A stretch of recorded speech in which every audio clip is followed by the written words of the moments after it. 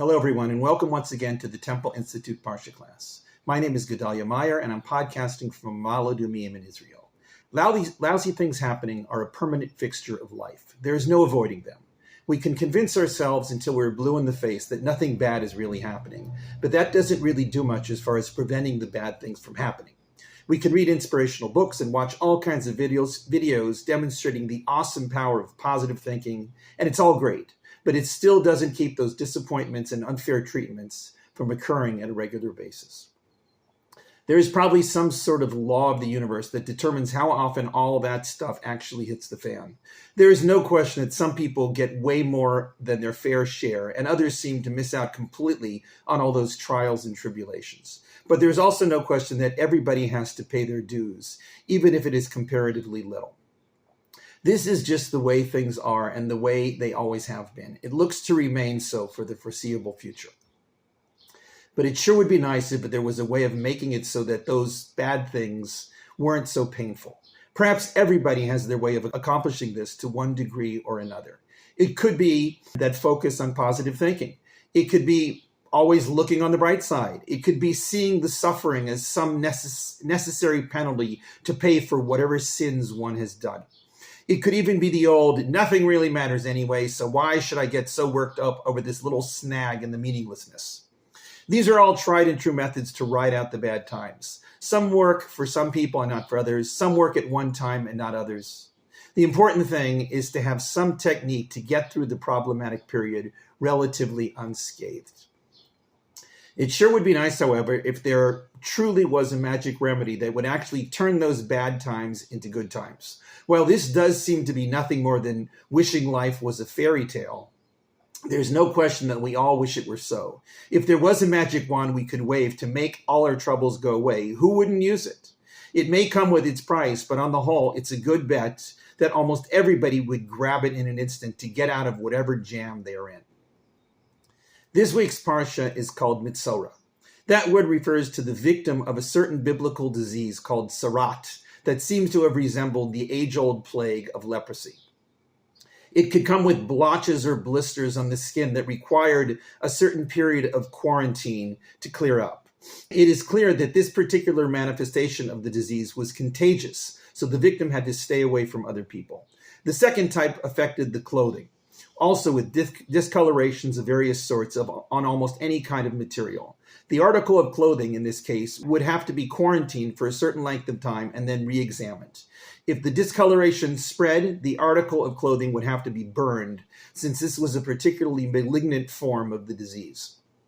Otherwise, the mark can be washed, and if it doesn't reappear, it is rewashed and then declared clean. It happens that there is a third manifestation of the disease, one that takes up a good deal of this week's Parsha. This form hits the walls of dwellings. It is again a discoloration that spreads or remains the same or even vanishes. If it is the first, the house has to be partially taken apart by removal of the infected stones. The stones are then taken outside of the town and left.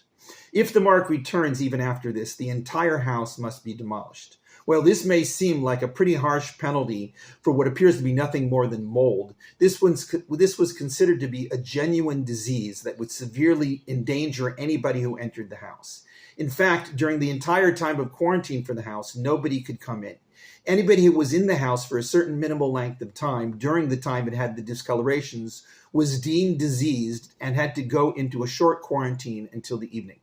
At that point, they bathed both the body and their clothing. The details of the purification process for these three forms of the disease are quite complex.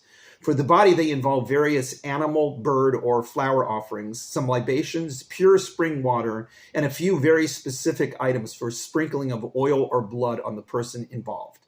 It is a quite complex process, and it is difficult to see what any of it has to do with the original disease. The laws concerning this disease and the purification process are so detailed and so complex that hardly anybody today really understands them. When it comes to the discoloration of houses, there is again the sprinkling of the spring water. The water mixture is sprinkled on the house itself to attain purification. Again, it is not the least bit clear how this changes the house from contagious to harmless, but this is frequently the nature of biblical processes of purification. In this case, there is also a strange process of taking two small birds and slaughtering one and letting the other go free. This is probably the most bizarre thing about this whole process. What do the birds have anything to do with purification of a house? It is anybody's guess what the answer to this question may be. Of the three manifestations of the disease, the one affecting the body seems to be the worst, since it involves the most intricate quarantine and its purification process is the most detailed. The clothing type seems to be the most mild, being removable with the simple matter of washing. The house case is probably the strangest of them all. Today, we would probably say that the house case had nothing whatsoever to do with the situation of the body and perhaps the clothing. It isn't all that clear why the Torah groups them all together as one disease. It seems that it was the way of viewing any type of blotch or discoloration that was the common thread. However these things came about, and wherever they struck, they were considered to be of a common source. There is an interesting nuance that is used to introduce the discolorations of the houses in the Torah. The Torah states, quote, when you come into the land of Canaan that I am giving you as a possession, I shall give you the plague of tzara'at on the houses of your possession. While most people could read this sentence without detecting anything strange, if one looks closely at the words, something does appear to be a bit odd. Why does the Torah say that God is giving the plague to those who possess the land? Wouldn't it be more appropriate to say that God would strike them or afflict them with this plague? While this may not seem to be the most earth-shaking of questions, it does nevertheless have to be answered. It happens that the rabbis of the Talmud never wants to miss a thing in the Torah, noticed this nuance and attempted to interpret it. They said that the word giving was indeed appropriate, since this plague was a kind of gift.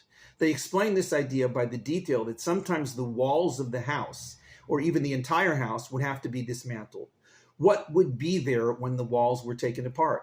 Most likely, there would be nothing, since the walls consisted of stones and the stones were removed. But these rabbis claimed that this was not necessarily the case all the time. It is possible that when the walls were taken apart and the people inspecting them would find things that were hidden in those walls. These things could include types of treasure. For what else does a person hide in the walls of their house? This explanation goes further and says that this treasure was hidden there by the previous inhabitants who hoped to return to their houses sometime after the initial expulsion and reclaim their lost treasure in addition to their house. Thus, the Israelite who did take possession of the house would find the treasure when the walls were dismantled. This is why the plague is termed a gift. While this does seem to be a bit far-fetched, it is certainly within the realm of possibility. The question on this is, what are we supposed to take from this? Are we supposed to understand that this disease, when it affected a house, was indeed a hidden gift? If this was the case, why couldn't the gift have been given without the disease? There is no easy answer to this question, though many have been proposed. It is definitely a question that presents many possible avenues for insightful answers. Perhaps we can suggest one such possibility. Perhaps this treasure didn't happen to just one lucky victim, but to everybody to whom this plague struck. It didn't come in the form of gold or precious stones hidden in the walls, but in some other more subtle form. It came in the form of gaining something of great value that could never have been attained if the house had never been afflicted.